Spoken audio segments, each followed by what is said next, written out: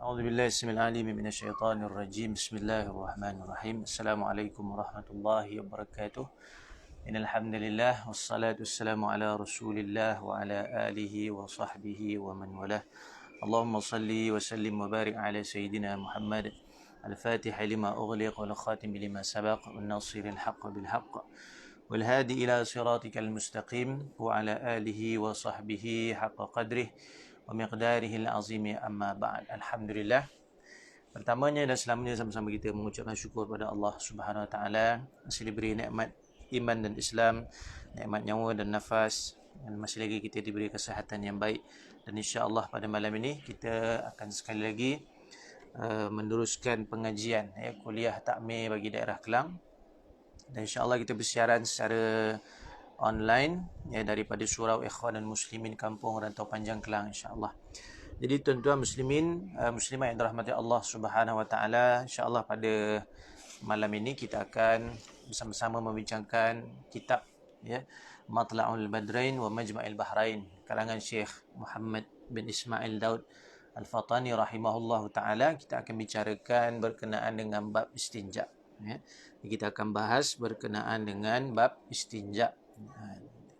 Ini dalam bab bersuci. Kita masih dalam bab bersuci. Jadi insya-Allah kita mulakan dengan bacaan doa, mudah-mudahan diberi kefahaman, kekuatan dan istiqamah dengan ilmu yang kita pelajari ini, insya-Allah. Bismillahirrahmanirrahim. Nawaina ta'alluma wa ta'lim wa tadhakkura wa tadhkir wa naf'a wal intifa' wal ifadata wal istifadah wal hasa 'ala tamassuki bi kitabillah wa sunnati rasuli wa du'a ila al-huda wa dalalata 'ala al-khair ibtigha'a wajhillah wa mardatihi wa qurbihi wa thawabihi. Allahumma amin. Allahumma rizqna hidayatan lis-shawab wa sidqan fil qaul wa ikhlasan fil niyati wal a'mal. Jadi bila mana menyentuh bab istinja, istinja ni maknanya kita menyucikan najis yang keluar daripada kubul ataupun dubur. Memang daripada kita kecil kita belajar bab ni. Kita akan sentiasa ulang-ulang, walaupun kita hari-hari buat sebagai suatu ilmu yang mana kita tahu dengan lebih mendalam, maka akan menambahkan pahala kita dalam kita mengamalkan kehidupan ini menurut cara Islam. Baik tuan-tuan muslimin muslimat yang dirahmati Allah, pertama istinja itu. Istinja ni apa makna istinja? Istinja itu kalau kita rujuk kepada makna makna bahasa dari segi lughahnya, istinja itu asal perkataan istanja'a. Alif sin itu bermaksud Allahumma salli ala sayyidina Muhammad, meminta. Maksudnya meminta. Jadi istanja'a bermaksud meminta selamat. Asal perkataan istanja'a dia punya mustaq dia ataupun dia punya perkataan asal dia iaitu naja ataupun najwun, bermaksud selamat. Jadi istanja'a yastanji'u istinja'an bermaksud kita minta selamat daripada apa? Daripada najis, daripada sesuatu yang menyakitkan. Sebab itu hukum beristinja itu adalah wajib. Hukum kalau kita dah buang air, jangan kita tak nak basuh, jangan kita tak cebok dan sebagainya. Ni kita kena maklum walaupun hari-hari kita buat, maka kita kena tahu hukumnya. Rupa-rupanya hukum basuh air kecil, air besar, hukumnya adalah wajib. Jadi memang dalam kitab-kitab fiqh disebut begitu, istinja adalah wajib. Itu dari segi bahasa. Dari segi syarak pula, istinja itu adalah membersihkan najis daripada kubul ataupun dubur seperti kencing ataupun tahi, ataupun yang jarang keluar seperti darah contohnya, ataupun wadi dan seumpamanya. Maka hukum membersihkannya adalah apa? Adalah wajib. Adalah wajib. Ini penting. Baik. Jadi hukum istinja itu menjadi wajib untuk membersihkan najis. Kerana kalau kita tak bersih daripada najis, maka kita tidak boleh melakukan ibadah kepada Allah Subhanahu Wa Taala. Yang kedua, hukum sunat istinja. Hukum sunat istinja. Ya. Apa hukum sunat istinja ini? Iaitu ada sesuatu yang keluar daripada kemaluan. Ya. Maksudnya setiap benda yang keluar berkemaluan, ia tetap najis. Ya, tetapi sesuatu yang keluar itu dihukumkan najis daripada kubul ataupun dubur. Tetapi sama ada ia mengotorkan ataupun tidak. Contohnya yang keluar itu seekor ulat contoh dia. Dia tidaklah mengotorkan seperti mana air kencing dan najis dan tahi contoh. Jadi hukumnya adalah sunat untuk kita membersihkan. Dan juga harus beristinja. Ya. Harus beristinja. Bila harus beristinja, iaitu apabila maknanya kita rasa di bahagian kemaluan ataupun punggung kita berpeluh contoh dia. Ya, berpeluh, kita rasa tak selesa, maka hukumnya adalah harus untuk istinja. Maksud istinja tu apa? Kita basuh dia. Kita basuh. Ya. Makruh pula istinja. Ada hukum makruh. Wajib istinja tadi kita dah sebut. Bila mana ada najis. Sunat istinja bila mana keluar sesuatu seperti ulat yang tidak mengotorkan. Harus istinja pula apabila kita berasa tidak selesa, ada peluh contoh dia di bahagian kemaluan ataupun punggung dan sebagainya, maka kita bersihkan, hukumnya adalah harus. Makruh istinja pula adalah kita istinja disebabkan apa? Disebabkan kentut kan. Kalau kita kentut, kita basuh, kita istinja, maka di situ hukumnya makruh kerana dianggap membazir. Haram istinja. Ada pula hukum haram istinja ni Ustaz, ada. Bila haram istinja, iaitu istinja ataupun bersuci menggunakan air yang dicuri ataupun air yang dipanggil air yang ghasab, air yang dirampas sebagai contoh. Air yang kita rampas, air yang kita curi, hukum istinjanya sah tetapi hukumnya adalah haram berdosa. Itu hukum secara ringkas. Hukum. Jadi setiap hukum dalam fiqh ni, dalam bab fiqh ni, setiap daripada amalan yang kita buat itu ada 5 hukumnya. Dipanggil hukum taklifi. Ada hukum wajib, ada hukum sunat, ada hukum harus, ada hukum makruh, ada hukum haram. Dan ada satu lagi hukum yang ditambah oleh ulama dipanggil sebagai khilaful aula. Khilaful aula ni maksudnya ditinggalkan lebih baik. Hukum tu ditinggal lebih baik. Kalau buat dia tak jadi masalah, tapi ditinggal itu lebih baik dan menghormati.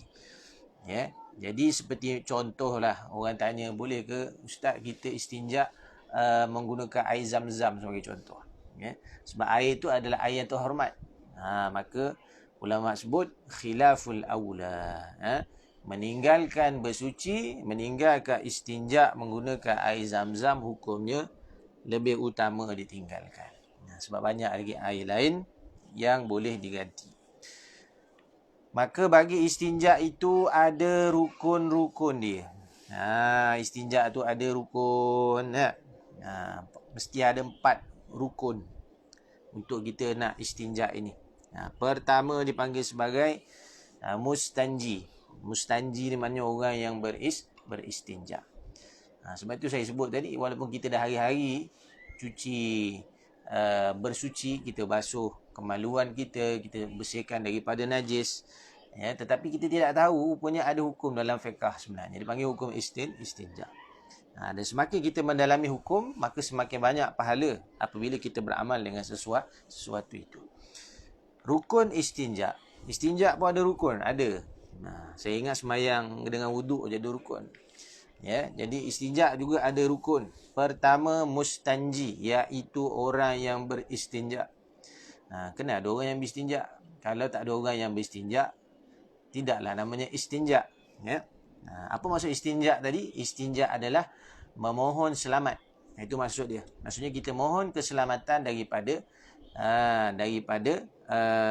perkara yang menyakitkan seperti najis, seperti apa tadi, kotoran yang keluar, maka hukum istinja itu asasnya adalah wajib. Baik, Allahumma salli ala sayyidina Muhammad. Yang kedua, Rukun istinja adalah mustanji minhu, iaitu apa yang diistinjakan, iaitu najis. Mesti ada najisnya barulah cukup rukun istinja. Kalau kita saja basuh tak ada keperluan, ya, kalau basuh sekadar nak menghilangkan peluh, rukunnya adalah harus. Kalau kita kentut, tiba-tiba kita istinja, sajalah saya rasa nak membazir air pula, maka hukum istinja tu makruh. Tu kena tahu tu. Jadi penting, ya, kita mengikuti rukun itu. Yang ketiga, mustanji fihi, tempat yang diistinjakan. Jadi ada tempat yang kita kena istinja, itu saja, iaitu kubul, kemaluan hadapan, dan dubur, kemaluan belakang. Jadi selain daripada itu, tidak dinamakan istinja. Contohnya kita basuh mulut, kita tak nama istinja. Kita kalau masukkan air dalam mulut, kita namakan madmadah. Tapi kalau nama istinja khusus adalah menyucikan kubul dan juga dubur. Ini rukun yang ketiga bagi istinja. Yang keempat, iaitu mustanji bihi. Mustanji bihi. Apa mustanji bihi? Iaitu alat untuk beristinja. Seperti menggunakan batu ataupun air ataupun lain-lain. Itu secara asas. Secara asas untuk kita mengenal istinja. Itu apa dia? Hukumnya dan juga rukun istinja. Baik Ustaz, apakah alat-alat istinja? Alat-alat istinja itu seperti air yang biasa kita guna setiap hari, ataupun seperti batu, ataupun benda yang beku, contoh dia, yang keras. Syaratnya hendaklah suci, dan syaratnya juga bukanlah daripada benda yang dihormati. Syaratnya suci, dan mestilah bukan daripada benda yang dihormati. Jadi sesuatu yang cair seperti air mawar ataupun cuka tidak boleh dijadikan alat beristinja. Walaupun hukum asal dia suci, tetapi dia tidak menyucikan. Ni kena jelas ni. Maka kalau kita nak guna alat taharah ini, alat bersuci dalam fiqh, syarat dia pertama mesti suci benda itu. Yang kedua, dia boleh menyucikan. Maknanya dia boleh mengangkat hadas kita. Kalau dia tidak boleh mengangkat hadas, maka bagaimana dikatakan Allahumma salli ala Muhammad, dia boleh mengangkat hukum najis itu, dan juga mengangkat hadas. Jadi kalau dia hanya suci sahaja tetapi dia tidak boleh menyucikan, maka dia tidaklah diterima. Maksudnya walaupun bersih tetapi hukum najis itu masih ada. Jadi seperti contoh air mawar, kan. Air mawar ni wangi Ustaz. Kalau buat cuci, wangi pula lagi, kan. Tetapi dia tidak mengangkat hukum najis itu. Kerana apa? Kerana dia bukanlah barang yang boleh menyucikan hadas itu. Dia boleh menyucikan najis tetapi tidak menyucikan hadas. Sebab tu bila kita nak mengangkat hadas, kita nak menyucikan najis, mestilah menggunakan air mutlak. Mestilah menggunakan air yang mutlak. Untuk kedua-dua hukum itu terangkat. Dan tidak boleh dijadikan sesuatu sebagai alat istinja, seperti menggunakan najis. Seperti menggunakan sesuatu yang terkena najis. Contoh batu yang kena najis, kita tak boleh guna untuk istinja. Kerana batu itu mutanajis, telah dinajisi. Ataupun menggunakan najis yang keras, seperti tahi kering. Minta maaf kalau kena sebut. Jumpa tahi unta ke, pergi padang pasir, jumpa tahi lembu keras, contoh, tak boleh digunakan untuk bersuci. Itu kena jelas tu. Yang ketiga, sesuatu yang tidak boleh menanggalkan najis, seperti tanah yang lembut, ataupun peroi, atau sesuatu yang lembut dan licin seperti buluh. Tetapi jika buluh itu dibelah, bekas belahan itu boleh dijadikan sebagai alat istinja. Jadi kalau benda-benda yang agak licin, ataupun benda yang lembut, terlalu lembut, contohnya seperti tanah liat, maka tidak boleh digunakan untuk istinja. Syaratnya mestilah barang itu maknanya ada sifat untuk mengesat najis. Syarat dia. Sebab tu kalau buluh tu dibelah, dia kasar. Ataupun kita gunakan kertas keras, tisu contoh dia. Ataupun apa-apa barang seperti Allahumma salli ala Sayyidina Muhammad. Hari ni kita dah ada peralatan moden seperti apa, contohnya seperti wet tissue contoh dia. Benda-benda yang ada sifat kesat dan sebagainya itu hukumnya adalah harus boleh dipakai untuk dijadikan sebagai alat istinja. Baik. Jadi tak boleh tadi. Pertama, tak boleh barang yang kita nak pakai tadi ataupun batu. Kalau kita nak istinja, batu yang terkena najis. Sama juga kalau air pun. Air yang kita nak pakai itu tak boleh air yang dah kena najis. Mesti air yang bersih, air yang mutlak. Dan air itu mestilah dia boleh menyucikan. Dia bukan sekadar suci, dia boleh menyucikan.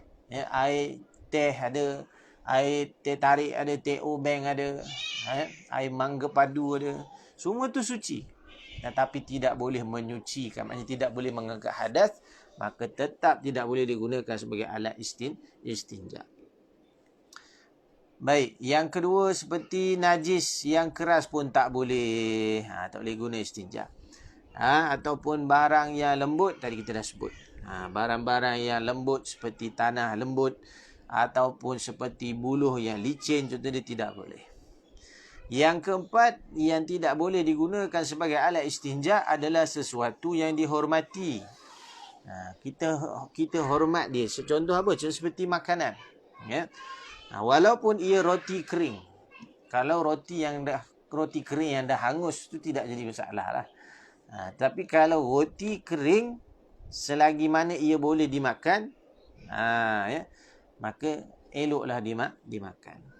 Maknanya kalau dia dah hangus jadi arang sampai itu tak apalah. Tapi kalau dia masih ada rupa, maka tetap dia adalah barang yang terhormat. Barang yang terhormat. Ataupun makanan jin seperti tulang. Seperti tulang. Walaupun ia telah hangus. Tulang yang dah hangus pun dah hitam, pun tidak boleh digunakan untuk bersuci kerana menghormati jin. Soalan, air zam-zam boleh ke Ustaz? Ni kita dah sebut tadi awal sekali. Nanti boleh tengok dalam rakaman kuliah kita. Hukum beristinja menggunakan air zam-zam. Apa hukumnya? Dipanggil sebagai khilaful aula. Apa khilaful aula? Meninggalkannya lebih baik. Maknanya seeloknya janganlah guna air zam-zam itu. Digunakan untuk istinja. Kerana biasa istinja kita guna membasuh kubul dan dubur. Tapi kalau tuan-tuan nak buat mandi, ambil berkat, itu tidak jadi masalah. Tidak masalah. Tetapi kalau tuan-tuan buat basuh kubul dan dubur, itu ulama sebut pada khilaful aula. Meninggalkannya lebih baik. Kerana banyak lagi air lain. Kalau tuan-tuan nak berwuduk guna air zam-zam, ahlan wa sahlan, silakan. Ini kita sentuh sekarang ni adalah bab istinja. Baik, bagus. Terima kasih soalan dia. Baik. Kita teruskan makanan yang keempat, makanan binatang seperti rumput dan sebagainya harus juga beristinja dengannya. Harus juga beristinja dengannya. Ada rumput, contoh rumput kering, sebaiknya kalau kita tahulah rumput kering itu akan dimakan oleh haiwan, maka janganlah kita istinja di situ. Kesian dia makan kena najis kita. Jadi sebaiknya cari rumput kering yang mungkin tidak dipakai ataupun memang terbiar dan sebagainya, itu tidak menjadi masalah. Baik, istinja yang memadai. Macam mana istinja yang memadai? Maknanya cukup istinja itu, iaitu menggunakan air. Cukup dah sebenarnya. Ataupun menggunakan 3 biji batu. Ataupun, bila kita kata atau ni maknanya pilihan, ada ikhtiar. Ataupun sebiji batu yang mempunyai 3 penjuru dengan syarat suci dengannya. Syarat batu itu bersih. Bukan batu yang kena najis ataupun bukan najis haiwan yang kering. Jadi Allahumma salli ala Sayyidina Muhammad. Kalau kita guna 3 biji batu ataupun 3 bucu batu tetapi masih belum bersih, bagaimanakah hukumnya? Maka wajib ditambah pada batu yang keempat dan seterusnya, sehinggalah kita yakini benar-benar bersih. Sebab itu pengalaman saya pernah ke Jordan, tinggal beberapa ketika di sana, Allahumma salli ala sayyidina Muhammad. Ada adat yang baik bagi mereka, antaranya mereka meninggalkan batu di dalam tandas. Maksudnya batu kerikil tu ditinggalkan sebagai suatu cara mengambil cara yang paling afdal dalam istinja, iaitu menggabungkan antara batu dan air. Itu paling afdal sekali, jadi kadang-kadang mesti kita terfikir, sekiranya kita istinja menggunakan batu sahaja, mesti ada kesan-kesan yang berbaki, walaupun kita telah yakin najis yang kita bersihkan itu telah bersih. Kalau kita kesap betul-betul dengan tisu, mesti ada baki-baki sedikit. Maka sebagai ulama mengatakan, sekiranya najis itu terlalu sedikit, maka dimaaf pada syarak. Dimaaf pada syarak, boleh untuk kita gunakan ataupun untuk kita bawa dalam solat. Seperti contohnya air najis yang merecik di seluar kita yang kita tidak nampak, itu dipanggil ma'fu anhu, dimaaf pada syarak. Baik, Allahumma salli ala Sayyidina Muhammad. Cara istinja tadi kita dah sebut, paling afdal menggunakan air dan batu bersama-sama. Maka gunakan batu dahulu, baru gunakan air. Ataupun hari ni kita boleh guna kertas tisu, baru gunakan air, itu pun afdal. Dan juga cara yang memadai, maknanya cara yang kalau kita buat cukup sekadar itu memadai istinja, adalah menggunakan air atau 3 biji batu ataupun sebiji batu yang mempunyai 3 penjuru, maka boleh kita kata memadai kita guna untuk istinja.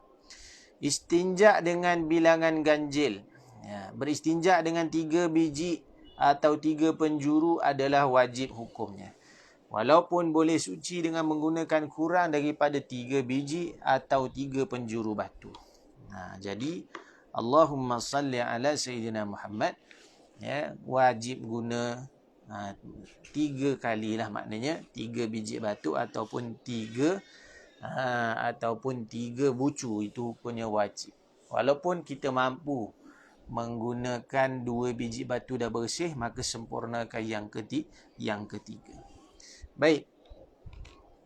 Jadi Allahumma salli ala Sayyidina Muhammad, jika dengan menggunakan 3 biji batu atau 3 penjurunya tidak menyucikan lagi najis, maka hendaklah ditambah penggunaannya sehingga suci. Tetapi sunat diganjilkan. Contohnya dah lepas 3 tak bersih, ambil 5. 5 dah buat dah tak bersih juga, usah ambil 7. Itu caranya. Itu cara. Baik, syarat istinja dengan batu. Syarat istinja dengan batu yang pertama adalah najis itu, maknanya najis yang keluar itu syaratnya belum kering dan tidak berpindah ke tempat yang lain. Tidak berpindah ke tempat yang lain. Jadi kalau najis itu berpindah ke tempat yang lain, meleleh dan sebagainya, maka wajib guna air. Yang ni kita kena faham ni. Bila kata najis yang keluar itu, maknanya tempat najis tu. Bukan kita tunggu najis tu tengok najis tu kering ke tak kering, bukan. Tempat najis tu mesti basah, tempat najis tu. Maka yang nak dicuci itu, yang nak kita istinjakan itu, iaitu pada tempat najis itu. Apa dia? Iaitu lubang dubur. Minta maaf sebut lubang dubur. Lubang dubur ni mana? Maknanya kalau kita berdiri, papan punggung kita tertutup, lubang dia itu yang nak dicuci. Tapi kalau dia telah melempah sehingga ke punggung kita, contoh dia, maka wajiblah guna air, tak boleh guna batu. Itu dipanggil tempat menyucikan najis tadi. Kemudian yang kedua, tempat yang kita kena cuci juga, contohnya buang air kecil, adalah kepala kemaluan. Kepala kemaluan bagi lelaki dan juga bibir kemaluan bagi wanita. Itu saja. Bukannya semuanya pakai batu, tidak. Di bahagian itu sahaja. Dengan kita mengusap sebanyak 3 kali usapan tu dikatakan sebagai usapan yang wajib. Ya, jangan kita kasar-kasar. Tu. Jangan kita berlebihannya kita sapu sahaja. Yang mudah-mudahan najis tadi melekat kepada barang yang kita sapu seperti batu ataupun tisu dan sebagainya. Najis yang kedua syaratnya najis tidak melebihi safhah. Safhah dubur maknanya papan punggung yang bila kita berdiri dia tertutup. Dubur kita itu tidak melebihi itu. Maka kalau lebih kena guna air. Ya. Begitu juga sekiranya buang air kecil, maknanya najis tidak melebihi hasyafah. Ya, maka boleh guna batu. Sekiranya melebihi hasyafah, maka maknanya melampaui. Najis itu keluarnya sekali banyak, contohnya melampaui batas tempat keluarnya itu, maka wajib menggunakan air.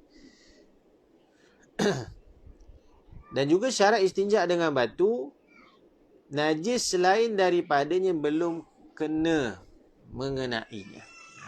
Najisnya tidak bercampur lah senang cerita.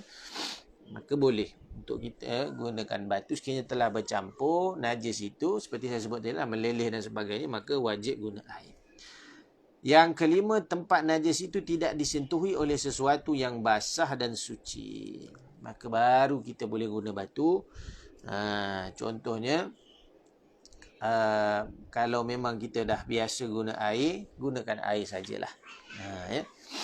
Maknanya kalau tidak memenuhi syarat tadi, kita rasa agak payah, maka gunakan air itu lebih baik. Jarang sebenarnya untuk kita istinja menggunakan batu ni, kecuali orang-orang yang tertentu. Orang-orang yang tertentu saja. Ya. Kerana kebiasaan kita itu biasanya daripada kecil menyucikan menggunakan air. Baik. Kita masuk untuk yang terakhir, ada adab qada hajat. Antara adab qada hajat yang pertama, seseorang yang qada hajat wajib menjauhi daripada menghadap kiblat atau membelakanginya sama ada padang atau di dalam binaan. Sekiranya ia tidak berdinding antaranya dengan kiblat atau mempunyai dinding tetapi tidak sampai 2/3 hasta atau sampai 2/3 hasta, dan seseorang yang menunaikan qada hajat berada lebih daripada 3 hasta daripadanya. Ini antara adab, yakni tidak menghadap kiblat. Cuma kalau kita lihat pada zaman kita ini, ya, dah ada tempat yang khusus. Maknanya sudah ada dinding, sudah ada pintu, tempat yang menutup daripada kita qada hajat seperti orang yang berada di padang pasir. Maka hukumnya tidak mengapa kita menghadap ke arah kiblat. Tidaklah haram hukumnya. Memang dah ada tempatnya. Tapi kalau kita di tengah-tengah padang pasir, di tengah kawasan yang lapang yang tidak ada penghadang, maka di situlah dikatakan hukumnya haram, tidak boleh menghadap ke arah kiblat. Tidak boleh. Ya. Jadi kalau dalam tandas dan sebagainya memang tandas tu tiba-tiba memang ada arah kiblat, itu tidak mengapa. Jadi kita sebutkan di sini sekiranya ya kita berada di luar daripada bangunan. Bagi tempat yang telah dikhaskan seperti tandas, tidaklah disyaratkan. Ini kita sebut tadi dah. Ya. Sama ada berdinding ataupun tidak, maka tidaklah haram. Ini kalau contoh kita memang di tempat yang tak ada, kita panggil tak ada tempat perlindungan.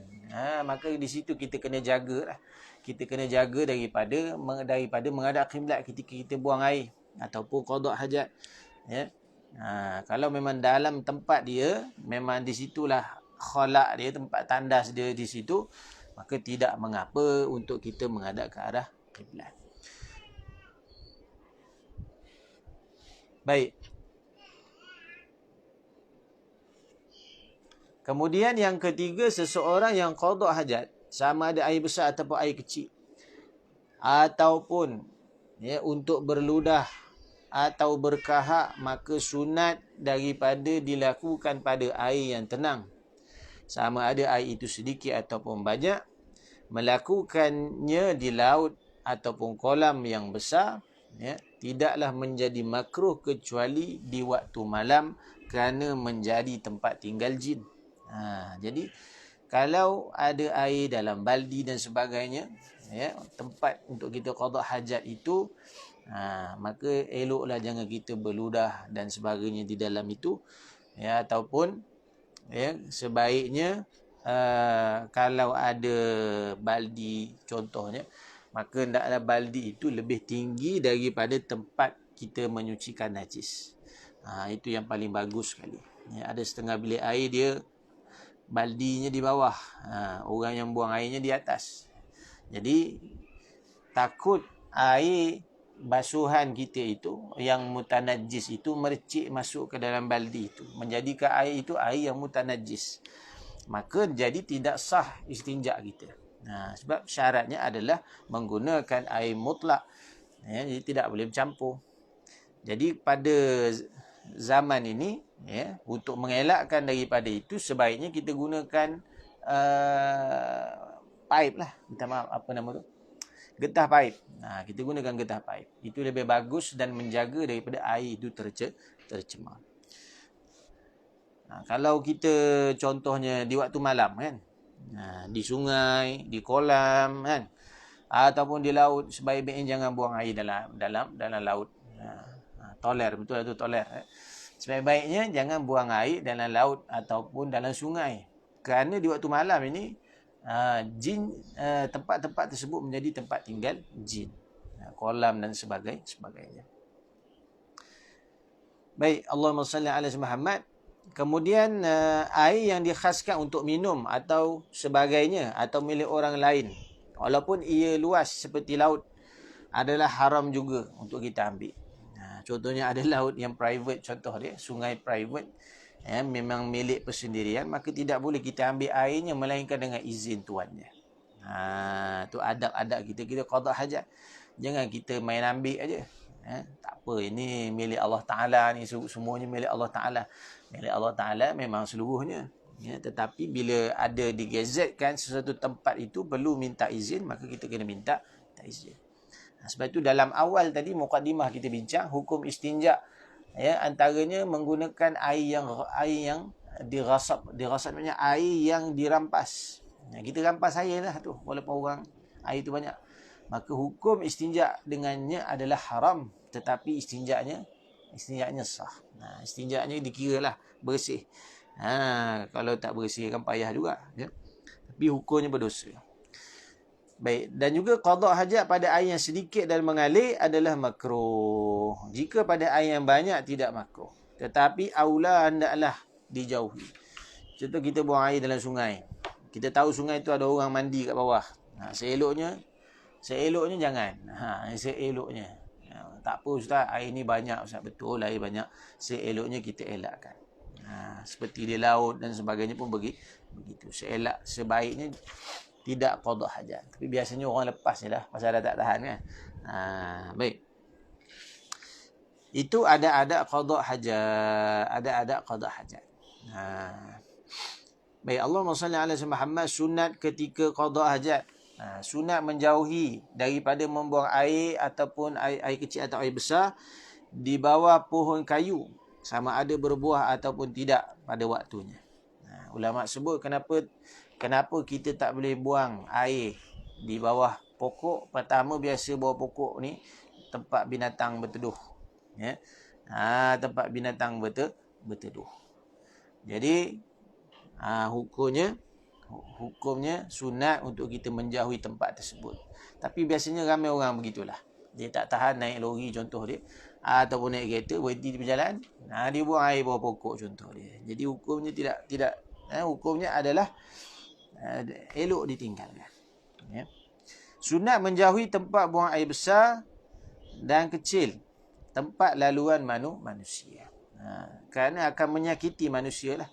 Tengah-tengah jalan ada najis pula contoh dia, kan. Boleh jadi haram di situ. Jika pada tempat perbualan manusia berhubung dengan perkara haram, seperti tempat mengumpat, ya, ataupun tempat cukai yang zalim, Qabdul maksi adalah tidak makruh. Bahkan wajib melakukannya. Ada dengar tu? Jadi ulama kata tempat-tempat maksiat ini boleh kita buang air dekat tempat tu. Contohnya tempat-tempat zina tak? Tempat-tempat pelacuran. Kalau disebut dalam kitab ni, tempat orang mengumpat, tempat cukai yang zalim adalah tidak makruh. Maka buang air di situ tak? Kerana apa? Kerana menegah akan perbuatan maksiat itu. Tapi lah ni tak adalah orang nak buat begitu, kan? Lah ni tak ada kita nak buat gitu. Tapi hukumnya boleh. Orang tengah main judi tak, tiba-tiba dia buang air kat situ. Pakat-pakat lari orang semua. Jadi hukumnya boleh, tidak menjadi masalah kerana menegah daripada apa? Menegah daripada maksiat. Cuma dari segi kita je lah biasanya kita ni biasanya ada apa? Ada peri kemanusiaan. Ulama kata hukumnya boleh. Baik, sunat menjauhi daripada membuang air kecil ataupun besar pada lubang-lubang binatang ataupun pada tanah-tanah yang merekah. Pada tanah-tanah merekah. Jadi, jangan kita buang air di lubang-lubang yang tertentu. Contoh belakang rumah ada lubang biawak. Ni selalu duk sepahkan sampah. Kita pun kencing dalam lubang biawak ke lubang ular ke apa sebagainya. Jadi tidak boleh hukumnya kerana menyakiti binatang tersebut. Baik, itu sunat-sunat qada hajat yang meninggalkan daripada buang air bawah pokok, membuang air di tengah jalan, tak? Buang air dalam lubang-lubang binatang, hukumnya adalah menjadi makruh ataupun menjadi haram di situ. Baik, makruh ketika qada hajat iaitu bercakap-cakap ketika qada hajat. Hukumnya makruh kecuali ada hajat yang sangat penting. Contohnya dia bagi tahu dekat kawan dia, tempat di qada hajat tu ada ular contoh kan. Di sebelah-sebelah bilik air. Dia cerita bagi tahu ada ular, hukumnya wajib. Hukumnya kena bagi tahu sebab ada benda yang membahayakan. Yang kedua, hukum makruh iaitu ketika qada hajat adalah menghadap ataupun membelakangi matahari ataupun bulan ketika kedua-duanya naik ataupun jatuh ataupun turun, dan ketika kedua-duanya berada di langit, kerana tidak berlaku menghadap atau membelakang kedua-duanya kecuali secara tidur menelentang. Jadi mengikut pendapat Imam Nawawi rahimahullah, membelakangkannya tidak makruh. Yang makruh hanyalah menghadapkan ke arah kedua-duanya matahari dan bulan. Inilah pendapat yang muktamad dalam mazhab Syafi'i.